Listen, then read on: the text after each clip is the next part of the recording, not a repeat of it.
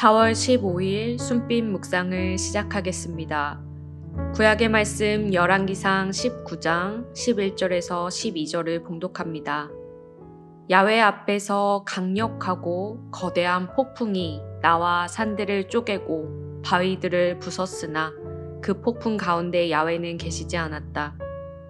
폭풍 다음에 지진이 일어났다. 그러나 지진 가운데도 야훼는 계시지 않았다. 지진 다음에 불이 일었으나 거기에도 야훼는 계시지 않았다.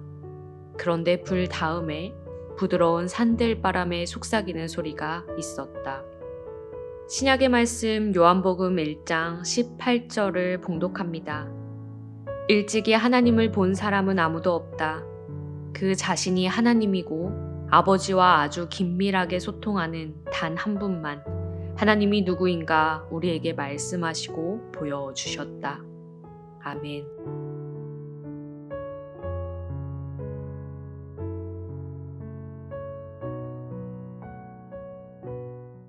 야훼가 나의 하나님이다 라는 이름 뜻을 가진 엘리야가 완전히 탈진했습니다.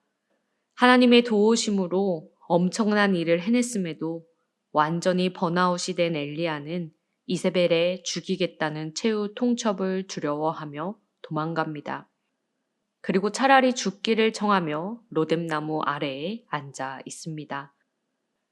주님께서는 탈진한 엘리야를 탓하지 않으시고 주님의 사자를 보내셔서 엘리야를 먹이시고 다시 힘을 내어 40일 거리를 걸어가게 하셨습니다. 그리고 마침내 하나님의 산 호렙에 이르게 하셨지요. 하나님의 산 호렙산에 이르렀으니 이제 하나님의 얼굴을 배웠고 힘이 넘칠 것이라 생각했지만 그는 돌연 호렙산의 굴 속으로 들어갑니다.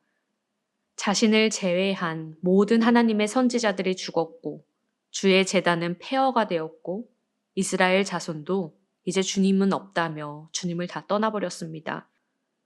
엘리야는 철저히 혼자였고 기댈 곳이 하나도 없다고 생각했습니다.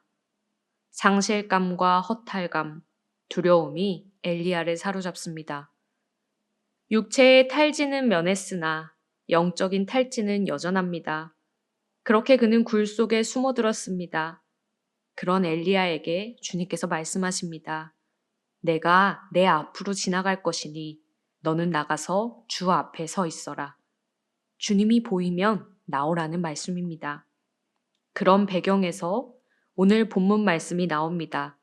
열왕기상 19장 11절에서 12절을 제가 읽어드리겠습니다. 야훼 앞에서 강력하고 거대한 폭풍이 나와 산들을 쪼개고 바위들을 부쉈으나 그 폭풍 가운데 야훼는 계시지 않았다. 폭풍 다음에 지진이 일어났다. 그러나 지진 가운데도 야훼는 계시지 않았다. 지진 다음에 불이 일렀으나 거기에도 야훼는 계시지 않았다. 그런데 불 다음에 부드러운 산들바람에 속삭이는 소리가 있었다. 엘리야는 폭풍에도 지진에도 불 가운데도 굴 밖으로 나오지 않았습니다. 그러나 부드러운 산들바람에 속삭이는 소리, 거의 들리지 않는 세미한 음성 속에 현존하시는 하나님을 발견하고 나서야 자신의 얼굴을 가리고 동굴어귀에 서게 됩니다. 그는 주님의 현존을 경험했습니다. 부드럽고 세미한 소리 속에 나타난 야훼라니요. 상황이 긴급했습니다. 이세벨은 쫓아오고 있었고 성남 바알 숭배자들은 엘리야를 죽이려 했습니다. 지금 엘리야에게 필요한 것은 천둥과 번개 같은 초자연적인 힘을 가진 하나님의 현존이었을지도 모릅니다.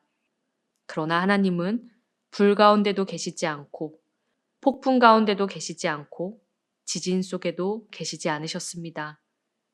아무도 기대하지 않은 조용하고 세밀한 음성으로 엘리야에게 자신을 드러내 보이십니다.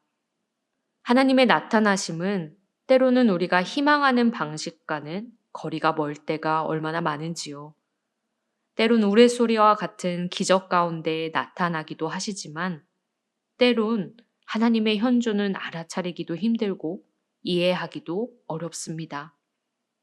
오늘 신약의 본문 요한복음 1장 18절은 일찍이 하나님을 본 사람은 아무도 없다 라고 말하며 그 자신이 하나님이고 아버지와 긴밀하게 소통하는 단 한 분만 하나님이 누구인가 우리에게 말씀하시고 보여주셨다라고 증언합니다. 바로 태초에 말씀이 있었고 말씀이 육신이 되셔서 이 땅에 오신 예수님이 하나님을 드러내 보인 분이라는 것이지요. 우리는 참 인간이 되신 예수 그리스도를 통해 하나님을 마주합니다. 그러나 육신이 되어 우리 곁에 오셨던 예수님은 인간들이 원하는 하나님의 현현은 아니었습니다. 크고 초자연적인 메시아를 바라던 사람들은 우리와 똑같이 밥을 먹고 잠을 자고 감정을 느끼는 예수가 하나님의 현존이라는 사실을 믿기 어려웠습니다. C.S. 루이스는 크신 하나님이 베들레헴이라는 작은 동네에 한 젊은 여인의 몸에 자궁에까지 작아지기를 택하셨다라는 사실 자체를 하나님 사랑의 위대함이다라고 말합니다. 하나님이 작아지신 것, 곧 자기 축소는 인간을 사랑하시는 하나님의 사랑의 표현이라는 것이지요. 하나님은 우리가 바라는 방식으로 우리에게 자신을 드러내 보이지는 않으십니다. 우리가 이해할 수 없고 때로는 받아들이기 힘든 방식으로 우리를 찾아오십니다. 세밀한 음성으로 엘리야에게 나타나셨던 하나님, 이 땅의 입냄새를 풍기는 참 인간으로 오신 하나님처럼 말입니다. 그러나 중요한 것은 하나님께서 우리를 사랑하셔서 우리에게 자신을 드러내 보이신다라는 사실입니다. 그것이 우리에게 가장 큰 힘과 위로입니다. 이해하지 못해도 우리에게 가장 좋은 방식으로, 가장 최선의 방법으로 내가 여기에 있음을 알려주십니다. 모라비안 출신의 작곡가이자 주교였던 크리스티안 그레고르는 주님께서 우리에게 나타나심을 기뻐하며 이렇게 고백합니다. 예수께서 나를 위해 사람이 되셨습니다. 이 사실이 내 마음을 기쁘게 합니다. 나 같은 불쌍한 인간이 거기에서 구원과 생명을 찾았기 때문입니다. 때론 이해할 수 없고 알아차리기도 힘들지만 우리를 위해 언제나 주님을 드러내 보이시는 그 사랑의 신비 앞에 지친 몸과 마음이 회복되어 엘리야처럼 굴 밖으로 나오는 놀라운 일이 우리 가운데 있기를 소원합니다.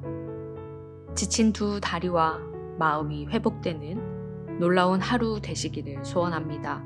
함께 기도하겠습니다.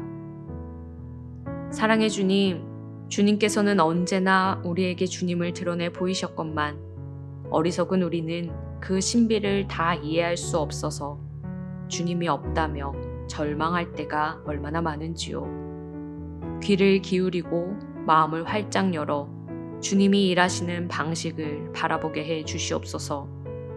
세밀한 음성으로 말씀하시는 주님의 음성을 듣게 하시고 작은 것에 현존하신 그 놀라운 신비를 경험하게 해 주시옵소서. 그리하여 다시 살아나고 회복되는 은총을 누리겠습니다. 예수 그리스도의 이름으로 기도드립니다. 아멘.